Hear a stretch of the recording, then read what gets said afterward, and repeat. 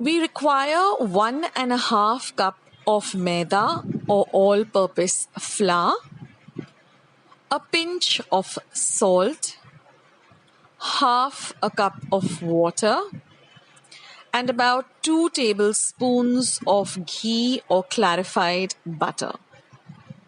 So now we're going to add the maida, the salt, the ghee, and we're going to crumble this mixture till it resembles some bread crumbs. Basically, we want the ghee or the clarified butter to coat the maida very, very well. This is very important. Now, you can also use vanaspati instead of clarified ghee or butter. And then you're going to slowly start adding the water and make this into a nice dough. About half a cup of water should suffice. And once our dough is ready, we're going to cover and keep it aside for at least 30 minutes. This too is very important, that the dough is kept aside for at least 30 minutes. Now we're going to prepare a coating of half a cup of cornflour and 1/4 cup or 1/4 cup of ghee or clarified butter or vanaspati. You're going to whip it till it resembles some whipped cream. Now, after the dough has sat for about 30 minutes, we're going to make this into 6 even-sized balls.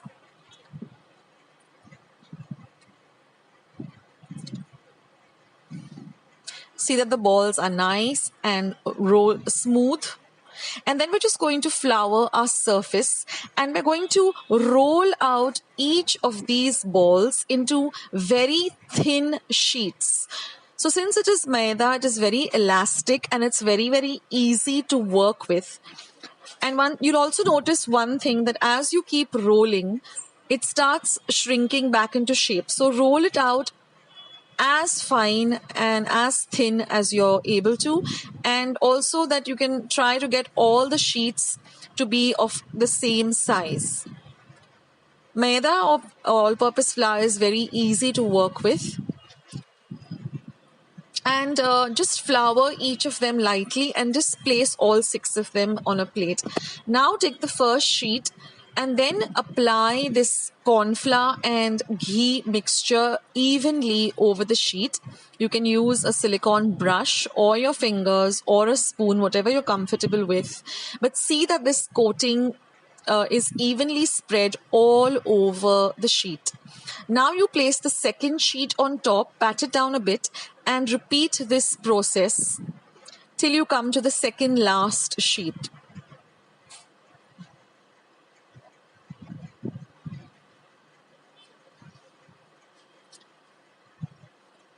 Now this reminds me of puff pastry, and I guess it's a similar process, although in puff pastry they use butter. So here we're going to be using corn flour and ghee, and this really works very, very well.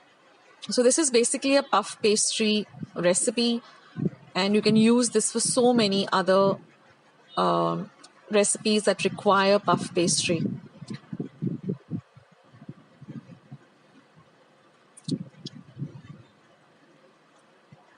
So once you have evenly spread it out on the second last sheet, we are going to place our last sheet, and then we're just going to roll it out very lightly. Don't press it down too much, just very lightly. And because we want those layers, that's very important for this recipe, for the chirote. So don't roll it out too fine, just with a very light hand, just roll it out. And then we're going to roll this in this manner from the broader end, very tightly. Ensure that it's very, very tight, and make it into something that looks like a sausage or a very thin, fine roll. And then we're going to cut the edges off.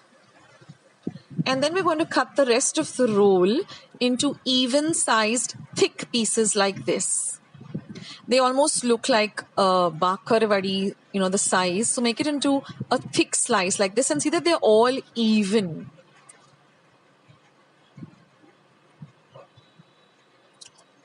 You can also already see, you know, the layers that are going to come on your chirote once you deep fry them.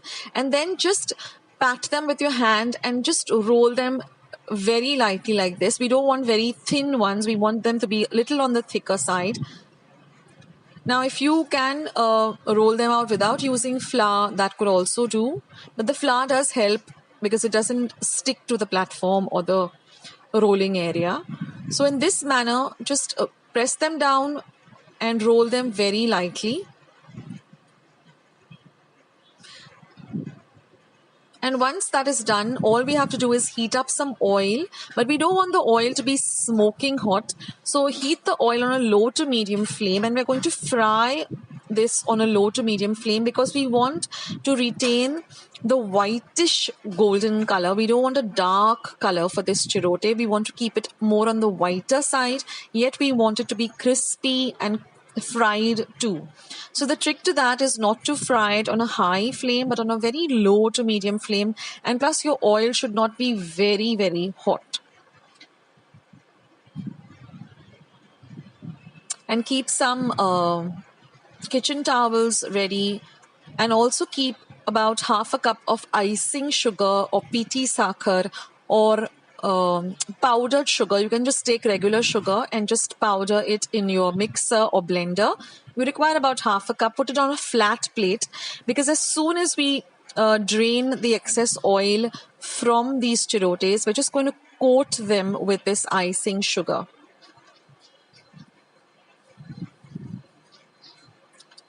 So in this way, we're going to fry them. And while they are warm itself, we want to coat them with the icing sugar. And these chirotes are so delicious, and they are literally a melt in the mouth.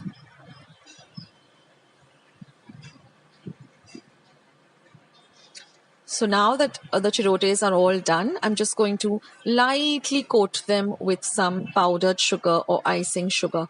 They look like little clouds, and they even taste like, you know, they're so light and crispy. And that's it, friends. That's the recipe for chirotes.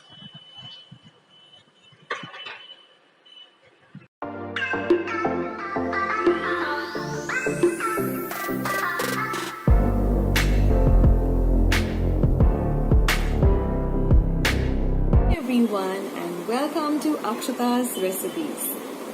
Well, I hope you enjoyed watching today's recipe.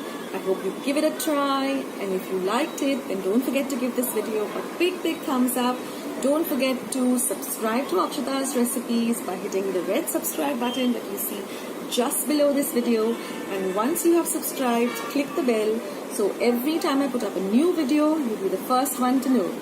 Thanks for watching this video, guys. I'll catch you in my next one. Bye!